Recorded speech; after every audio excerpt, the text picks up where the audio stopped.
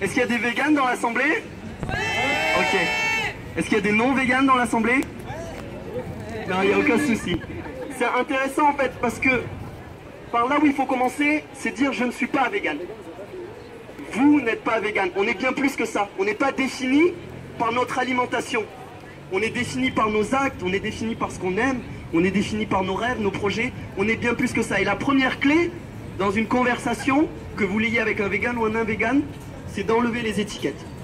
Si vous commencez déjà par enlever les étiquettes, et bien là, la conversation pourra vraiment être intéressante. D'accord? Donc c'est vraiment la première clé. Quand vous voulez converser, dites pas « moi je suis vegan, toi t'es pas vegan ».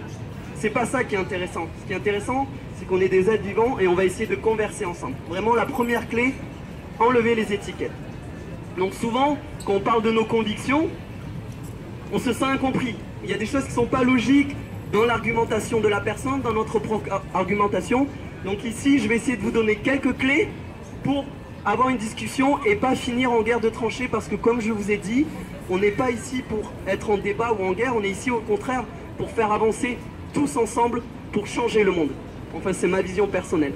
Et en fait, je prends souvent l'exemple de l'huile et de l'eau. Pour ceux qui connaissent, ben, c'est deux liquides qui ne sont pas miscibles, il y a deux phases, et après vous pouvez les agiter, ça restera pareil, ça sera toujours deux phases.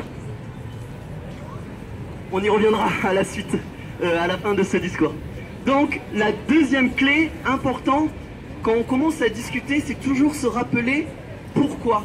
Pourquoi on a nos convictions. Et ne pas oublier surtout que ces convictions, ce sont des choix.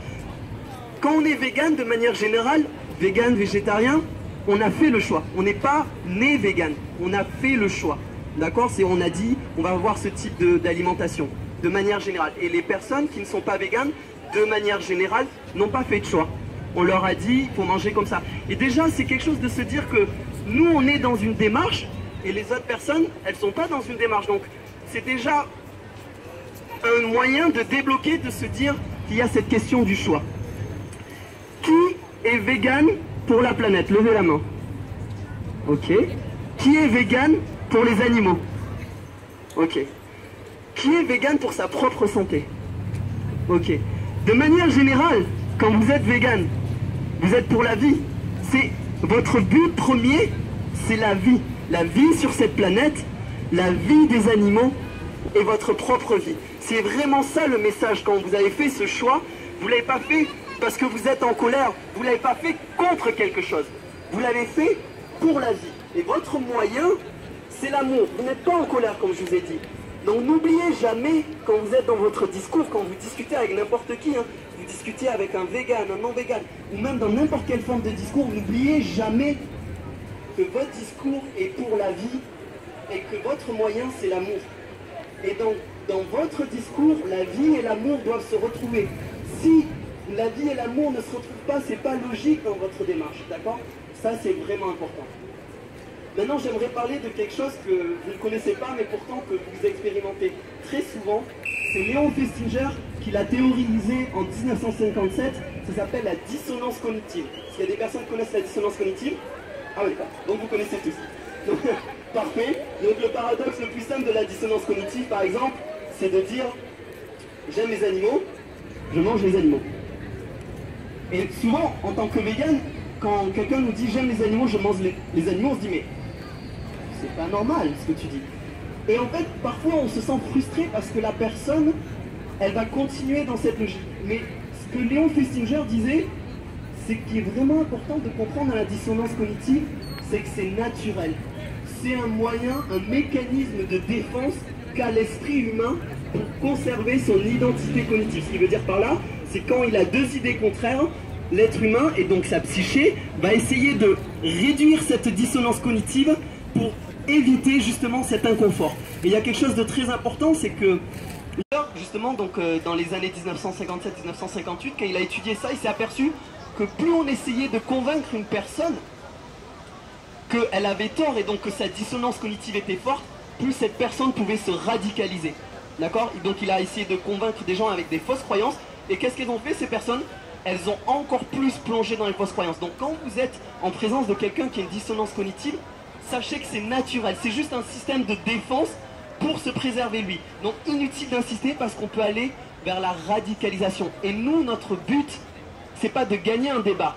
Notre but, n'oubliez pas, c'est de préserver la vie sur cette planète, préserver la vie des animaux, préserver notre propre vie et au final de répandre l'amour. Donc n'essayez pas à tout prix de gagner le débat, c'est inutile. L'important, n'oubliez pas, c'est de faire changer les mentalités. Et autre chose, une découverte récente en neurosciences ont montré que quand une personne avait tort, elle activait la même zone du cerveau que la douleur. C'est-à-dire qu'avoir tort, d'un point de vue neurosciences, c'est recevoir de la douleur. Donc que fait une personne quand elle reçoit de la douleur? Elle se met en position de défense. Et là on arrive dans ma troisième clé. Personne n'aime être jugé, personne n'aime être attaqué. Si je vous dis, vous les véganes, vous êtes des extrémistes, qu'est-ce que vous allez me dire? Vous allez dire, vous, les omnivores? Merci, je mettrai ça dans ta chaîne YouTube. Donc, vous allez me dire quoi? Vous allez me dire, vous les omnivores, vous êtes extrémistes de manger des êtres vivants. D'accord? Ce que je veux dire par là, quand vous êtes dans une conversation, ne jugez pas, n'attaquez pas, parce que vous allez rentrer dans un combat de tranchées. Vous allez rentrer dans l'opposition. Et ce n'est pas ce qu'il faut, encore une fois, dans ce type de débat. Moi, ce que je vous conseille comme clé, c'est au contraire d'affirmer et d'accepter votre perfectibilité. Vous dites, je ne suis pas parfait. J'ai fait ce choix de vie pour préserver la vie. Je fais des erreurs dans mon quotidien, bien sûr. Je ne peux pas protéger les enfants exploités en Asie. Bien sûr, parfois, dans mon quotidien, j'utilise la voiture, parfois je pollue. Et si vous acceptez votre perfectibilité, vous aiderez la personne avec qui vous parlez d'accepter sa perfectibilité. Et donc ça, c'est vraiment important parce que si vous attaquez, si vous jugez, eh bien, qu'est-ce qui se passe? Vous vous placez en tant que juge et donc vous installez un procès. Et que fait une personne dans un procès? Elle se défend. D'accord? Donc ne faites pas ça, ne jugez pas, n'attaquez pas. Au contraire, dites juste, je suis juste un être humain qui essaye de préserver la vie. Et je le fais au nom de l'amour, j'essaye de préserver la vie. Donc vraiment, ne jugez pas, n'attaquez pas. Ça, c'est mon troisième conseil.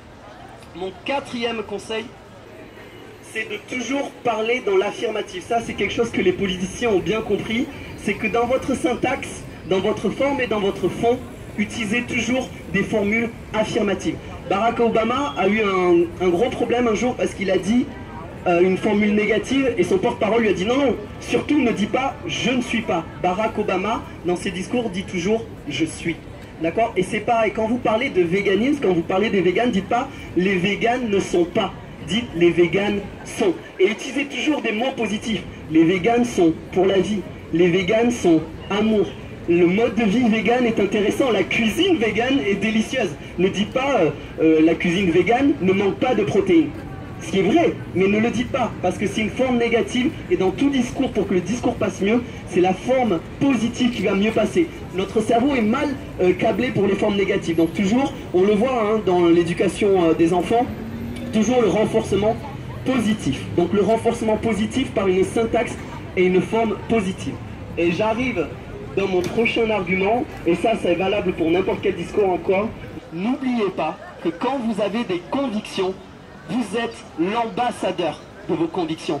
Et en tant qu'ambassadeur, vous devez représenter dans vos mots et dans vos actes ce pourquoi vous vous battez. Et encore une fois, si vous êtes vegan, et je pense sincèrement, on est pour la vie et on agit par amour. Et donc vos discours et vos actes doivent toujours refléter la vie et l'amour. Pas d'insultes, évidemment, ça paraît bête comme conseil, mais soyez toujours poli dans une discussion. Si vous sortez les insultes ou si vous essayez de descendre l'autre personne, comment vous pouvez dire et affirmer « Non mais moi je suis pour la vie, moi je suis pour un monde plus juste ». Si derrière vous dites « Non mais toi le boucher, vraiment t'es un assassin ».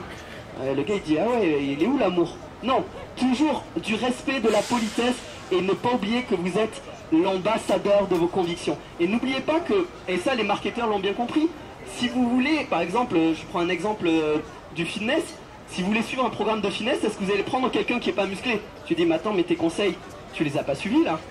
Et vous n'avez pas su, même si ces conseils sont bons.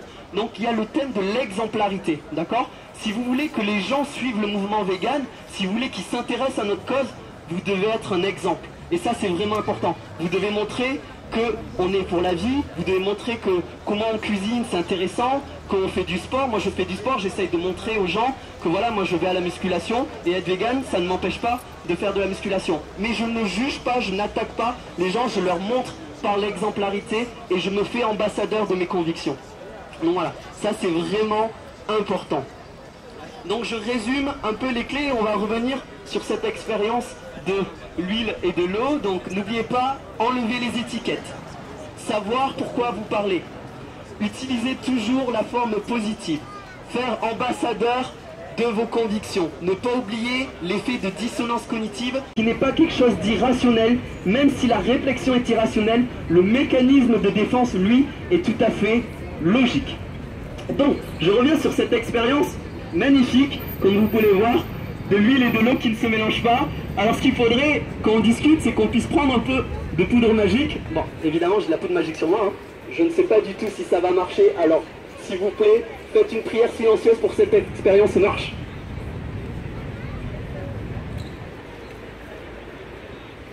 En plus, normalement j'avais prévu que j'aurais pas de micro de main. Alors attendez, je... C'est le moment le plus intéressant de la conférence. Je fais un petit shaker. Alors, est-ce qu'on va réussir à mélanger les phases entre les véganes et les non-véganes? Est-ce que c'est une cause perdue? S'il vous plaît. Ah.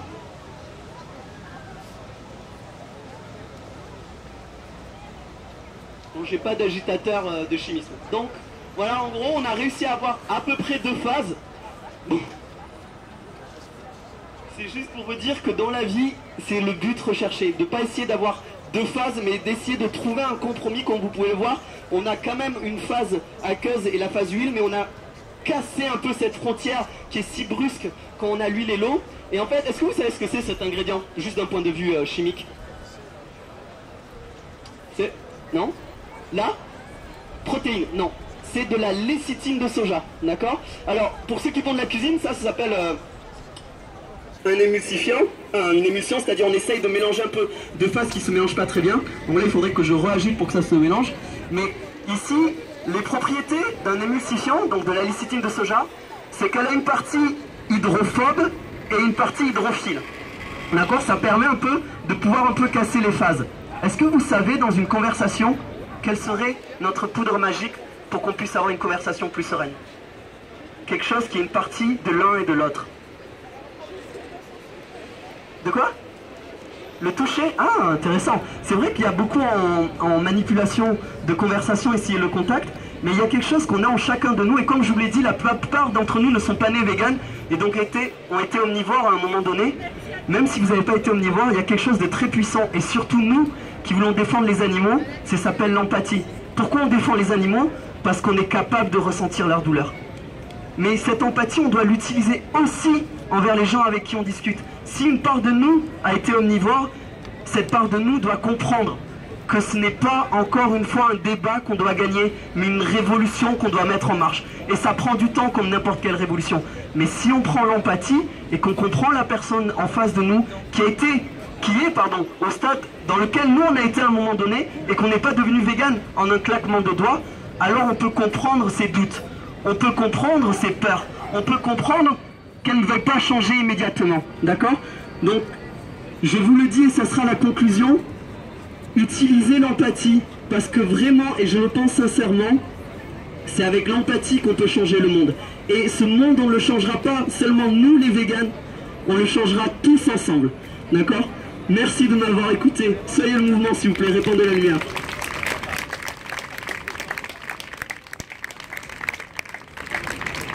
Un grand merci à Sultan pour cette mini-conférence, mais très pertinente.